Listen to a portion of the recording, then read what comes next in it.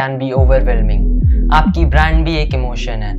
आपकी ब्रांड के सारे कंपोनेंट्स जैसे कि लोगो, आपकी ब्रांड का नेम, आपकी ब्रांड की थीम, आपकी ब्रांड का मैसेज, आपकी ब्रांड की वैल्यूज़, आपकी ब्रांड की कलर पैलेट, ये सारी चीज़ें आपके कस्टमर बेस के अंदर एक इमोशन को जगाती हैं एंड वही इमोशन आपकी ब्रांड है। आपकी ब्रांड के बारे में जब भी आपका कस्टमर बेस बात करेगा, सोचेगा या कुछ खरीदेगा तो उनके अंदर एक इमोशन जागेगा और वही इमोशन है आपकी ब्रांड वैल्यू। आपके ई कॉमर्स स्टोर में आपकी ब्रांडिंग की काफ़ी ज़्यादा वैल्यू होगी एंड आपकी ब्रांडिंग के अंदर हमेशा एक बैलेंस क्रिएट होना चाहिए। ना ही तो ज़्यादा ब्रांडिंग अच्छी है और ना ही कम ब्रांडिंग अच्छी है। कई सारे ई कॉमर्स या ड्रॉप शिपिंग स्टोर्स में यही दिक्कत होती है कि वो ब्रांडिंग को एकदम नेग्लेक्ट कर देते हैं एंड लगता है जैसे इन्होंने चाइनीज़ सप्लायर से सीधा सामान खरीदे एंड कस्टमर को सेल कर दिए। इस वजह से आपकी कस्टमर एक्विजिशन कॉस्ट काफ़ी ज़्यादा बढ़ जाएगी एंड आपकी ब्रांड का कन्वर्जन रेट भी काफ़ी कम हो जाएगा। ऑन दी अदर हैंड, अगर आप कुछ ज़्यादा ही ब्रांडिंग कर देते हैं तो क्या होगा, आपके पास कस्टमर्स को एक्वायर करने के लिए पेड एडवर्टीजमेंट वगैरह जैसी चीज़ों के लिए पैसे ही नहीं बचेंगे एंड इस वजह से आपका स्टोर सिर्फ एक अच्छी ब्रांडिंग के साथ रह जाएगा बट वो नेक्स्ट स्टेप पर मूव ऑन नहीं कर पाएगा। इसीलिए proper branding with a balance is very necessary for any e commerce store. मेरी फेवरेट ब्रांड है जिमशार्क। जब भी आप कभी जिमशार्क की वेबसाइट विजिट करेंगे आप लोगों को पूरी वेबसाइट के थ्रू एक कंसिस्टेंसी दिखेगी एंड यही कंसिस्टेंसी है उनकी ब्रांड।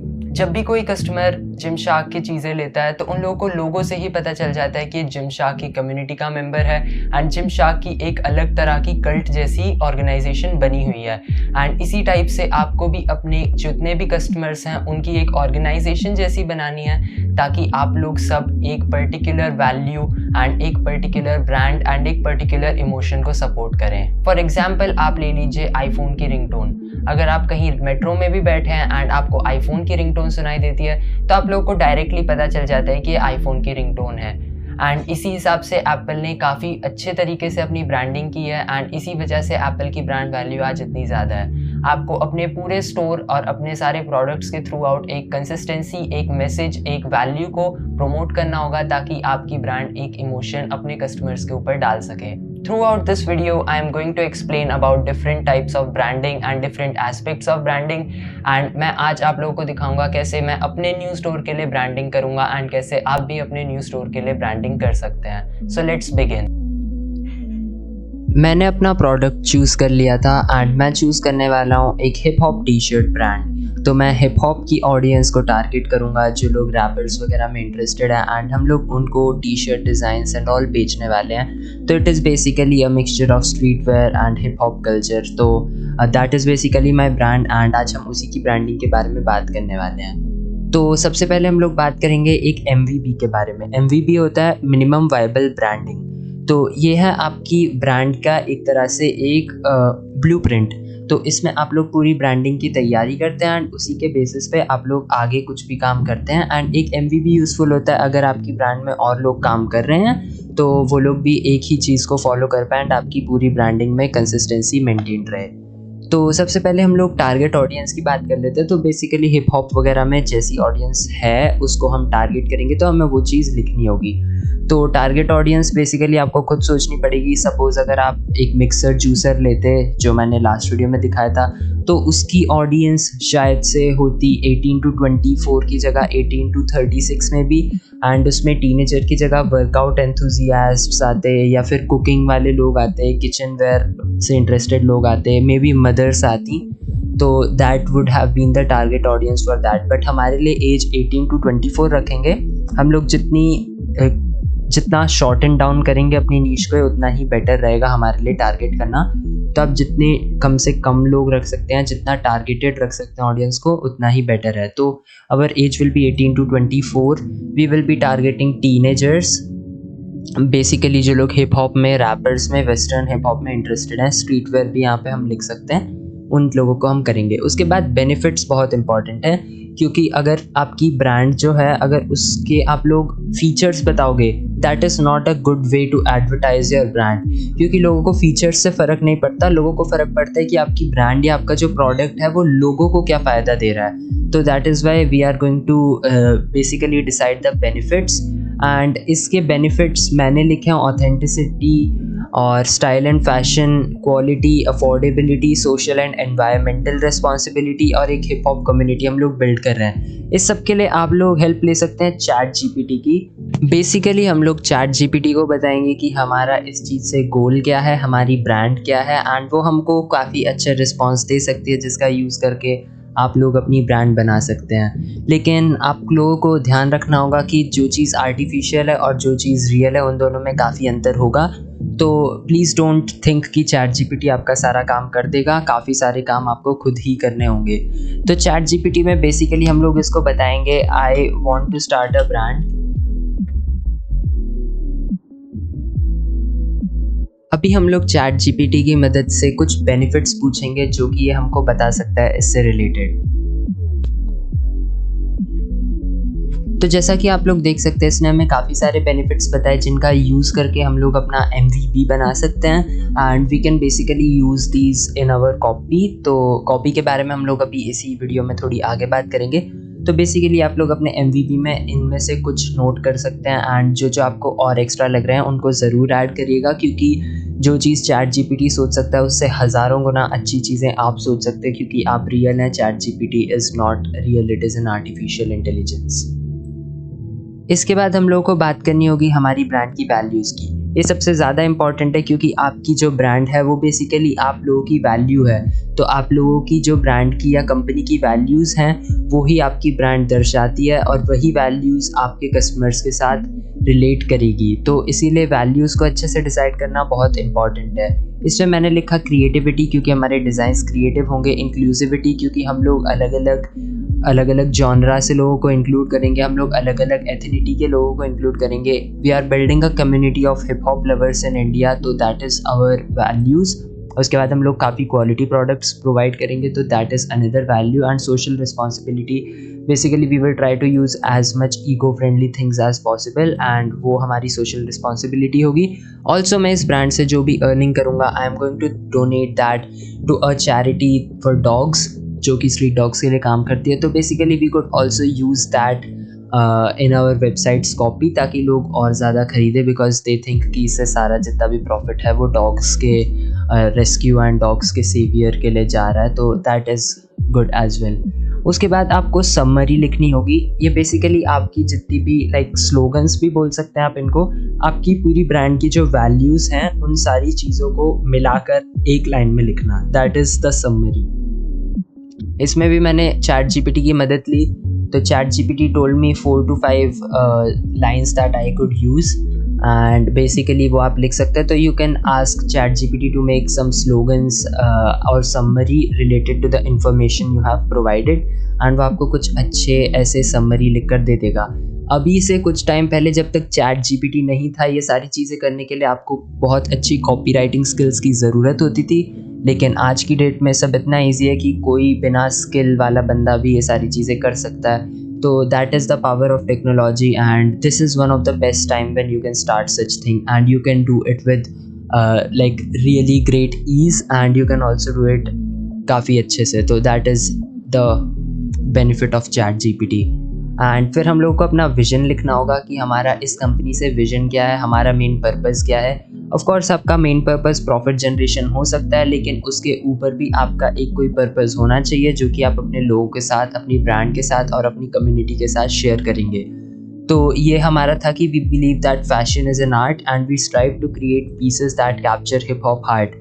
हमारा विजन है वर्ल्ड में एक पॉजिटिव फोर्स को क्रिएट करना एंड एक कम्युनिटी कलेक्ट करनी है, हमको एक कम्युनिटी बनानी है जो लोग क्लोथिंग में, हिप हॉप, इन सब चीज़ों में इंटरेस्टेड हैं। तो ऐसे ही हम लोग अपने विजन लिख लेंगे। उसके बाद हम लोगों को करनी होगी पर्सोना रिसर्च।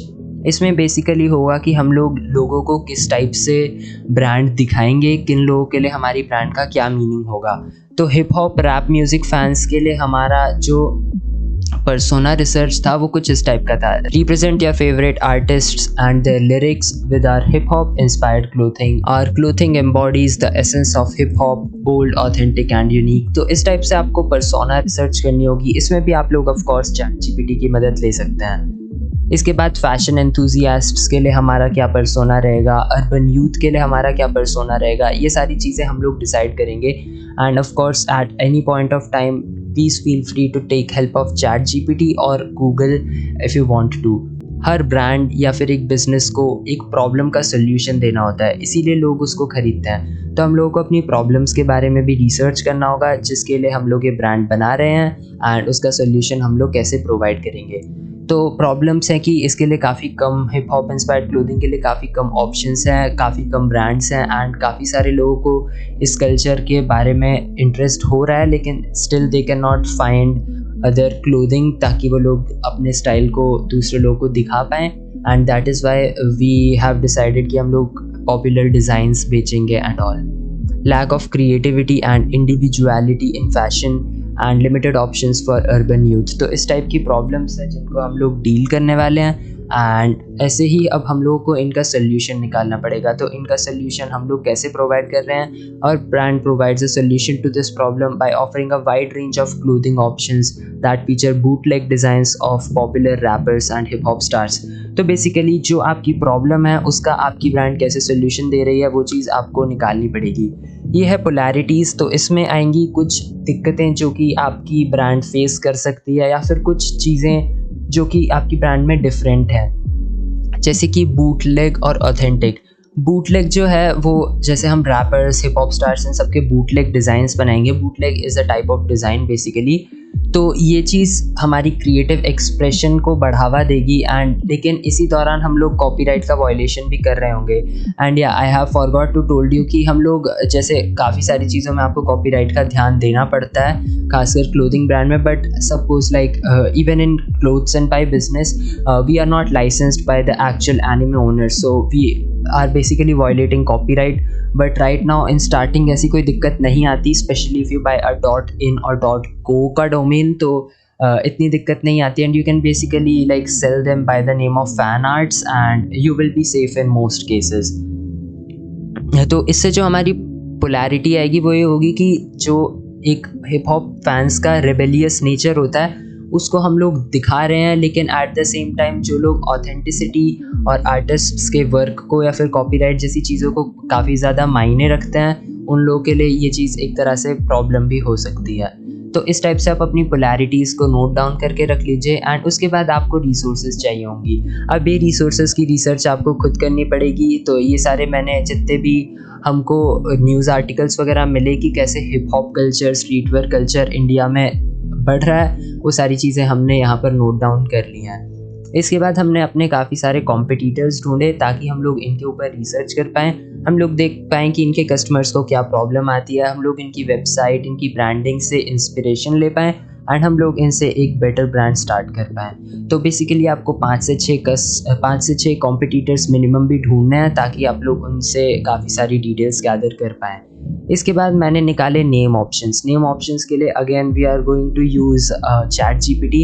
मैंने ChatGPT ही यूज़ किया नेम्स निकालने के लिए। बेसिकली आप उनको बताइए आपका क्या नीश है एंड आप उसके रिलेटेड नेम्स जनरेट कर सकते हैं। वो आपको 5 से 6 नेम्स दे देगा एंड उसके बाद we will do some domain research. तो डोमेन रिसर्च के लिए what we are going to do is we will go to GoDaddy। अभी यहाँ पे हम लोग एक एक करके अपने सारे के सारे जितने भी हमारे डोमेन्स हैं उनको सर्च करेंगे। सपोज़ वी हैव फ्लोफिट्स, तो हम लोग फ्लोफिट्स को यहाँ पे सर्च करेंगे एंड हमको पता चल जाएगा कि क्या ये डोमेन अवेलेबल है या नहीं। तो जैसे हम लोग देख सकते हैं flowfits.com अवेलेबल नहीं है, लेकिन flowfits.in अवेलेबल है।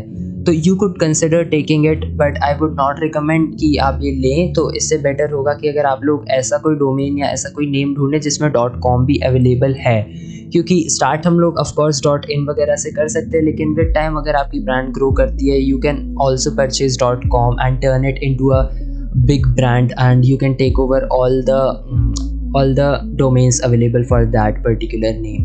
तो नेमिंग में भी आप लोग ChatGPT की हेल्प ले सकते हैं एंड उसके यूज़ से आप लोग अपना ब्रांडिंग के लिए नेम ढूंढ सकते हैं एंड आप लोग डिफरेंट टाइप ऑफ चीज़ों के लिए ChatGPT की मदद ले सकते हैं। ये करने के बाद आता है कलर काफ़ी इंपॉर्टेंट होता है आपकी ब्रांड के लिए। हर कलर से एक पर्टिकुलर साइकोलॉजिकल इमोशन जनरेट होता है एंड वही साइकोलॉजिकल इफ़ेक्ट आपकी ब्रांड की जो इमोशन है जो आप लोग अपने कस्टमर्स के ऊपर डालना चाहते हैं उस चीज़ को मैटर करता है। तो इसीलिए आपको कलर रिसर्च बहुत ध्यान से करनी है। मैंने यहाँ पे एक चीज़ डाल रखी है, इसमें सारे कलर्स की जितनी भी साइकोलॉजिकल इफ़ेक्ट पड़ता है इंसान के ऊपर उनके बारे में लिखा है। ये मैंने एक वेबसाइट से लिया था। तो रेड जैसे एक्साइटमेंट, स्ट्रेंथ, एनर्जी, लव, इन फीलिंग्स को जनरेट करता है या इन फीलिंग्स को दर्शाता है। ऐसे ही yellow creativity, happiness, warmth, cheer. Blue जो है वो ट्रस्ट को, लॉयल्टी को, कॉम्पिटेंस को, पीस को जनरेट करता है। एंड इसीलिए आपने देखा होगा फेसबुक का लोगो ब्लू कलर का है, ट्विटर का लोगो ब्लू कलर का है। They are basically showing they have like you can have trust in them, you can share information with them, they are there to protect you and they are there to spread peace. And ये सारी चीज़ें इसी type से अगर आप सोच के देखो फेसबुक या ट्विटर का कलर ब्राउन होता या फिर रेड होता तो that would not have been that good जितना ब्लू है, क्योंकि ब्लू से हमारे अंदर अलग फीलिंग जनरेट होती है एज़ कम्पेयर टू रेड। तो हर कलर का एक अपना मीनिंग होता है एंड उसके हिसाब से आपको अपनी कलर पैलेट बनानी है। तो कलर पैलेट के लिए मैंने चूज़ किया ब्लैक कलर। ब्लैक कलर हमारी सोफिस्टिकेशन, पावर और अथॉरिटी को दिखाएगा, क्योंकि हिप हॉप कल्चर के अंदर रेबेलियन, काउंटर कल्चर ये सारी चीज़ें होती हैं। तो इसीलिए हम लोगों ने ब्लैक कलर अपना मेन कलर चूज़ किया। उसके बाद रेड कलर जो एनर्जी को, एक्साइटमेंट को दर्शाता है, तो इसीलिए हम लोगों ने रेड कलर लिया। एंड ये कलर जो है ये भी काफ़ी एक बोल्ड कलर है, तो हिप हॉप कल्चर के एजी नेचर को दर्शाएगा एंड लोगों को पसंद आएगा। उसके बाद हम लोगों ने गोल्ड या पर्पल कलर चूज़ किया, क्योंकि ये कलर रॉयल्टी को दिखाता है, लग्जरी को दिखाता है एंड हम लोग इससे दिखा पाएंगे कि हमारी ब्रांड कैसे दूसरी ब्रांड से बेटर है एंड हमारी ब्रांड कैसे एकदम प्रीमियम सेगमेंट के अंदर डील करती है।